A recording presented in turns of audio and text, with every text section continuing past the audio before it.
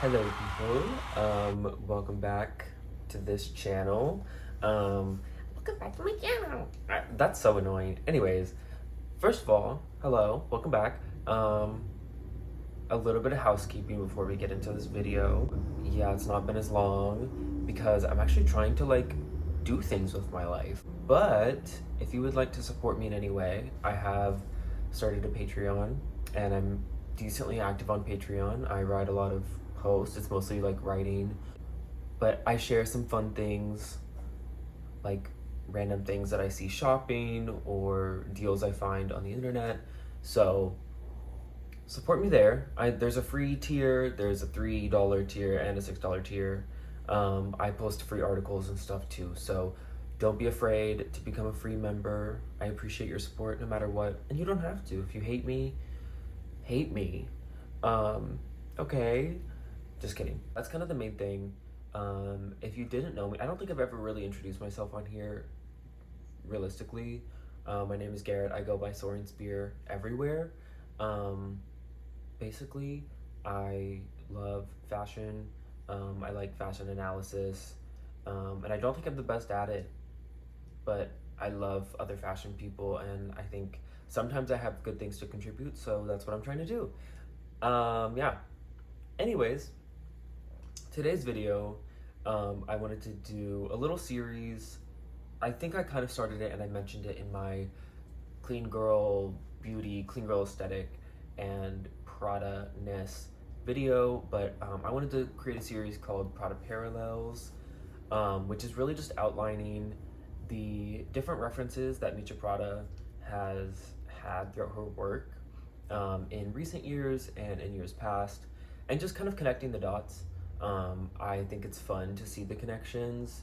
When I was going through all of the Prada season and the Miu Miu seasons, I started kind of connecting dots and being like, oh, this is from this and this is from that. And I think it's really fun to see that, and I want to share it with you. And there's also just a lack of Prada content on YouTube, and just in general, there's a big lack of Prada content other than just posting very direct source images.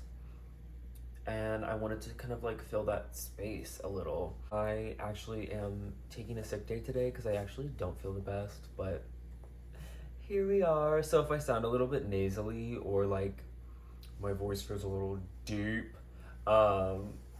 that's because I don't feel the best. But I'm here, I have time. It's actually surprisingly quiet here, outside even, but if you hear noises or if the sound quality is not the most amazing, blame me. I'm just kidding, don't blame me, but you can blame me a little bit if the sound quality isn't bad or isn't good, because I do have a microphone that I fully could use. Anyways, this video, I'm not trying to make that long. So the first collection I wanted to talk about is not the most recent, but this one's been sitting with me for a while. So it's the Fall Winter 2023 show. And the show itself has a lot of references from all around the Prada sphere, what I coined Miuccia's world. Some other people have said it as well, but I feel like there's definitely some references here.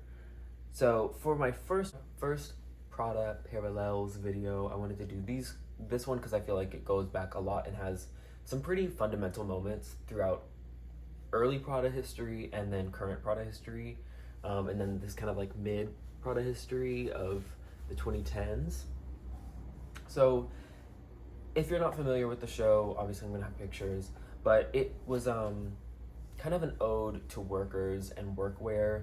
So it featured a lot of work silhouettes. There was some that looked more like hospital wear. There was a lot of military kind of inspired stuff, which is something that Prada is very known for, and references a lot is military clothing. Throughout so much of her work, there's a lot of military inspired clothing. Even in the most recent collections, there's been quite a bit.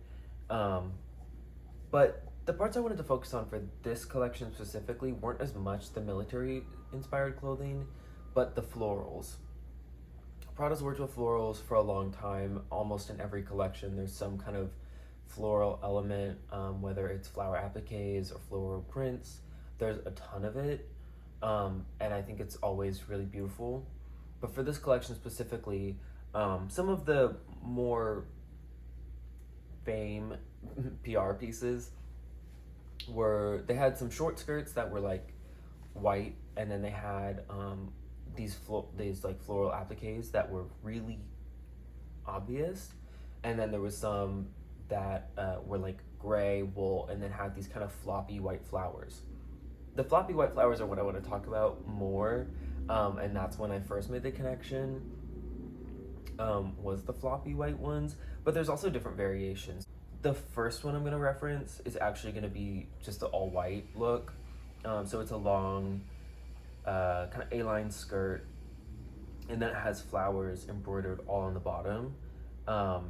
And the shoes also kind of have this floral embroidery, or not embroidery, but these kind of flower appliques. But this first one is very reminiscent of really early Prada collections. So I would say the Spring Summer 1992 collection, actually. There was a lot of these kind of very floral looks at the end, that were just like completely embroidered, appliqued with flower kind of motifs. And then there's also later, in the show, there's these swim caps that are also embroidered with the floral appliques, which I think are just really fun. And then the final look of the collection was Naomi Campbell in this little Prada like wrap thing, and it says Prada really big on it, but the logo is florals, and it's just these little flowers that are embroidered to look like it.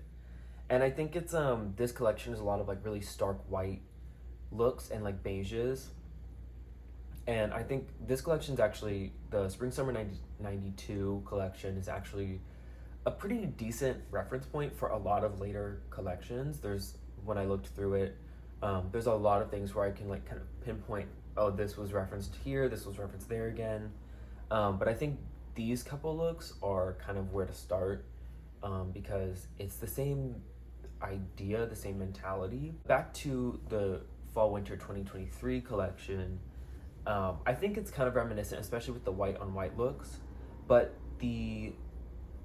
some of the color palettes, I'm gonna insert one now, that is kind of it's this like minty green sweater with this pastel pink, almost peach pant, high-rise pant, but this is a very like military, almost looks like the security guard sweaters you can find at like thrift stores, because it has those little, I don't know the name of them, I need to figure this one out, but it has that little like thing at the shoulder that flaps over, a pocket here, and it feels very military inspired. And we're gonna get, that has kind of two references. So the first reference I immediately thought of in terms of the 2023 collection was the Fall Winter 2015 collection. This collection was very kind of space age technology inspired, I would say, but it has a lot of really fun graphic prints, really bright colors, but something that was very interesting to me even at the time, because I remember this collection pretty well when it was coming out, was it had a lot of these kind of floral brooches that were also in very stark white, and then stark like pale pinks, pale blues, but they were just kind of placed on the clothes, on the jackets. The one I have here is a bright green ostrich leather jacket that also feels very kind of put together, very 90s, very military almost inspired. But it has this very stark white floral brooch on it. It looks kind of just like a 2D little flower placed on it, and I always love that about the collection. And I remember very specifically, Cara Delevingne was on the cover of Vogue in like 2015. This is actually how I found this collection, because I couldn't remember the year of the collection, but I remember that she was on it in a dress that had the floral appliques on the front of the dress. It was a really, honestly, not a good cover. It was very plain, too straightforward. Anyways, I'll critique that later. but I remember it very well because it was just such a stark, bright white kind of like in your face, like this is not a real flower, but it's made to look like one. And that's what I thought of it so quickly when I saw the stark white against like the gray wools of the 2023 collection, because it felt like a very obvious reference. In the 2015 show, there was also the bright whites against like wools, kind of these tweed, um, herringbone, like kind of chevron print wool suits.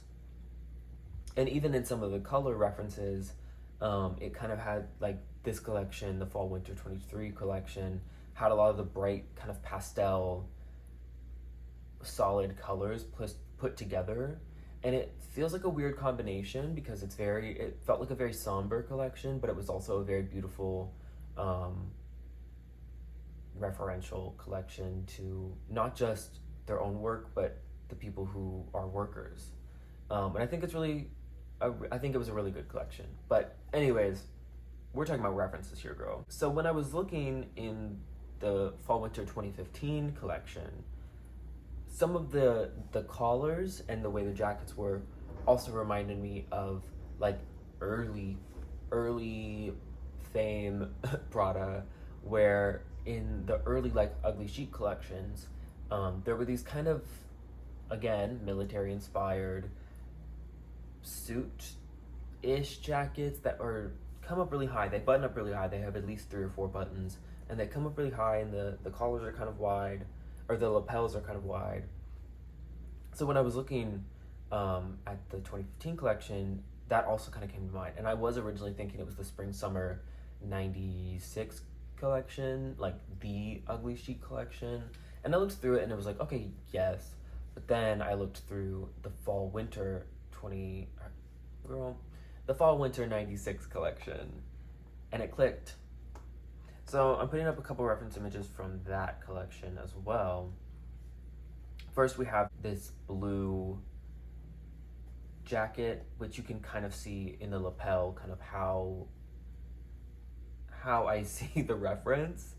That's like first and foremost the reference, but also in the 2023 collection, we saw some of these long coats that had the pockets up here at the chest, and similar thing, whatever. That one is not actually the most referential, I don't feel. But then in some of the other stuff, this is one where they had a lot of different prints, so different colors, but it was more muted than the spring collection. This one, it's kind of hard to see, but it has the same kind of, I really need to figure out what these are called, the same little shoulder things on this jacket. And it's a very simple look. You can't really tell too much about it because, I mean, it's a black jacket with black pants. But I feel like it's the same kind of inspiration and the same kind of silhouette that's like years and years later in multiple different collections. And then the kind of main one that I ever found was the ones that have more of this like iconic Prada print that is this, I don't even know, it feels very 60s, 70s, like 50s, like mid-century print, but it has this very wide lapel that comes up really high and then gets really wide. And that was kind of my main reference point, was this collection that feels like it kind of ties everything together in some of the colors and some of the patterns, in even some of the more boring kind of camel ones. It has a combination of like all of the above, where it has a very high 3-button jacket, high neck, and then a very wide lapel, and then even the little shoulder things. I think it's a really interesting thing that Mucha constantly is doing, is constantly referencing herself, but it never feels too, it can feel direct at times, but even in a very direct way, it feels like it's a reinvention and an evolution of it, where I don't think a lot of designers are super good at referencing old collections well. They can feel very not thought out. They can feel very boring and too straightforward where it just feels like they're rehashing the same thing. But with Prada and Mucha specifically, it feels like she's been able to go back on her work and have the same ideas or the same thoughts, because I think she asks some of the same questions and she is constantly asking the same questions. But in a lot of ways, because it's the same person designing, you can see how her thought processes would be kind of the same. Throughout the years, she doesn't change too much, but sometimes her ideas can come out in different ways. So I think that's why it's important to understand the references, because it's not just like, oh yeah, this is the same dress we had 10 years ago or whatever. And I think Miu Miu, there's going to be some more interesting ones with that as well. I already have them kind of planned, but this is just the first one I wanted to do because I think it's oddly they're oddly very relevant collections that have come through even now, that we can see, this is not something that just existed in 96. This is not just something that existed in 92. This is something that can exist now, and it can be just as relevant now. And I think that's an interesting thing, is because there's some really cool collectors of Prada who can wear current season, old season, random old seasons together, and it works so well. And I think it's amazing that Mucha has been able to kind of foster that very well. But yeah, that's all I really have to say today. I didn't want this to be super long. I want this to be a good series that's like quick and kind of understanding. But if you find any other references, please let me know in the comments. Please subscribe if you feel like it, I guess. But there's going to be more content coming. But again, follow me anywhere. Subscribe to the Patreon. Even if you're a free member, it's appreciated. But yeah, that's really all I had to say today. Thanks for watching. And you'll get more soon because I'm posting more regularly.